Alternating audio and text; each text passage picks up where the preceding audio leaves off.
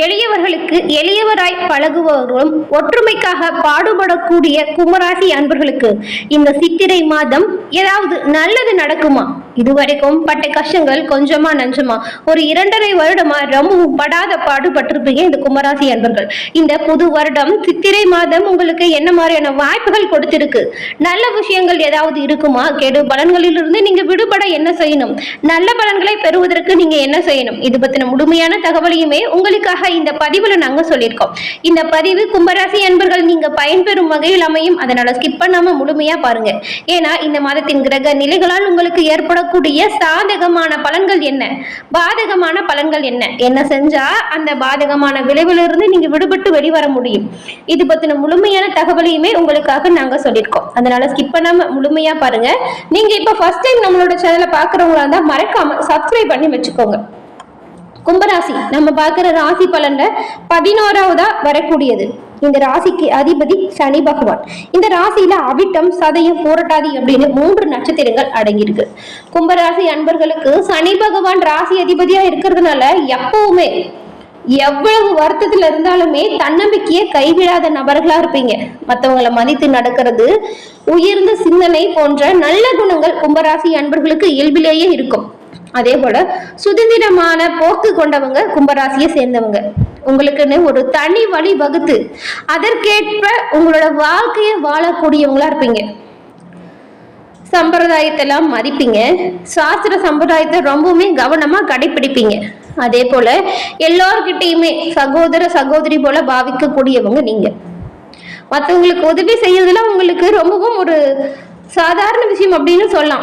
ஏதாவது வேலை செஞ்சுட்டு இருக்கும்போது யாராவது உதவி கேட்டா கூட அந்த வேலையை அப்படியே விட்டுட்டு ஓடி அவங்களுக்கு உதவி செஞ்சுட்டு தான் நீங்க செஞ்சுட்டு இருந்த வேலையவே திரும்ப செய்ய ஆரம்பிப்பீங்க. மற்றவங்களையுமே தன்னை போல நேசிக்கக்கூடிய ஒரு இயல்பு இந்த கும்பராசிக்காரங்க கிட்ட இருக்கக்கூடிய ஒரு சிறப்பான இயல்பு. அதே போல கடந்த காலங்களில் இருந்தப்பட்ட கஷ்டங்கள், துன்பங்கள், துயரங்கள் எல்லாம் குறையுமா?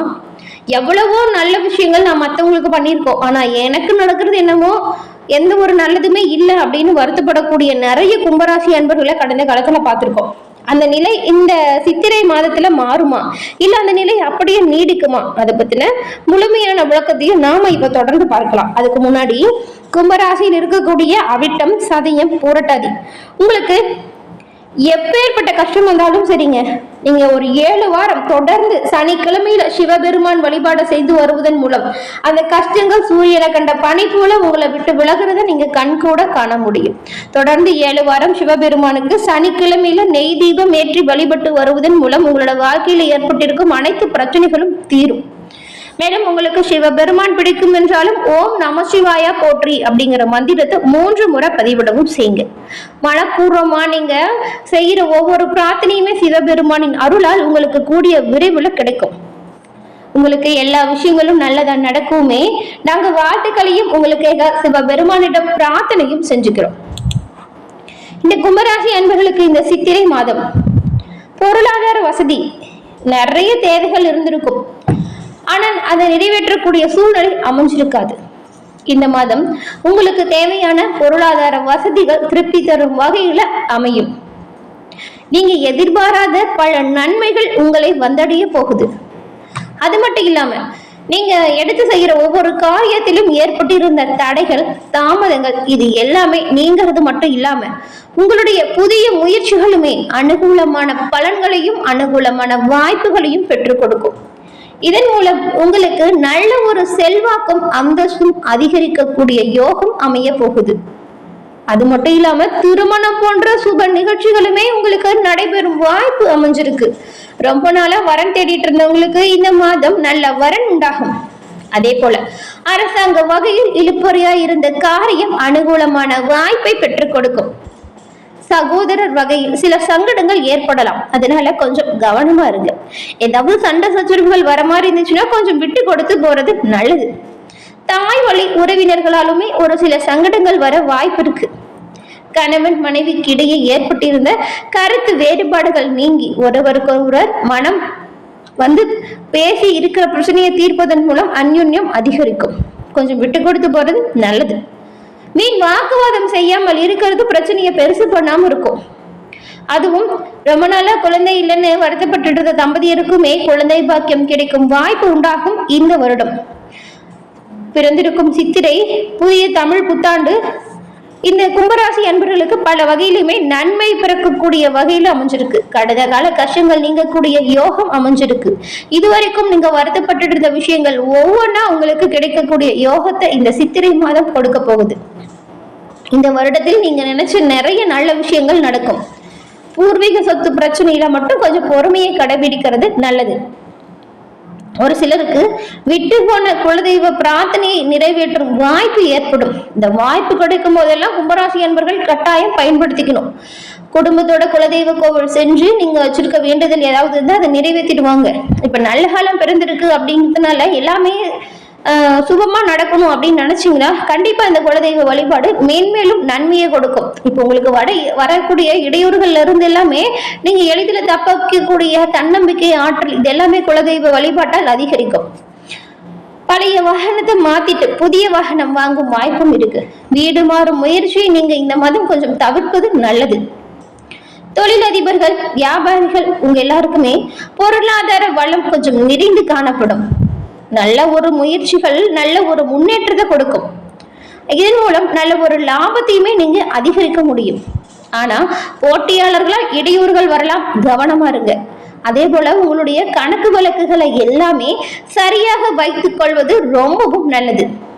பெண்களுக்கு மிகவும் உற்சாகம் தரும் மாதம் இது. புகுந்து வீட்டு உறவினர்கள் அனுசரணையா இருப்பாங்க. பிள்ளைகளாலும் சரிங்க, உறவினர்களாலும் சரி உங்களோட மதிப்பும் மரியாதையும் அதிகரிக்கக்கூடிய யோகம் இருக்கு. சில சுப நிகழ்ச்சிகளை நீங்க தலைமை தாங்கி நடத்தி வைக்கக்கூடிய யோகம் அமைஞ்சிருக்கு. கும்பம் ராசியில் இருக்கக்கூடிய அவிட்டம் நட்சத்திரக்காரர்களுக்கு நினைத்ததை சாதிக்கிறதுல உறுதியா இருக்கிறவங்க தாங்க நீங்க. உங்களுக்குமே இந்த மாதம் 6ஆம் இடத்தில் சஞ்சரிக்கும் செவ்வாயால நெருக்கடிகள் கொஞ்சம் கொஞ்சமா விலக ஆரம்பிச்சிடும்.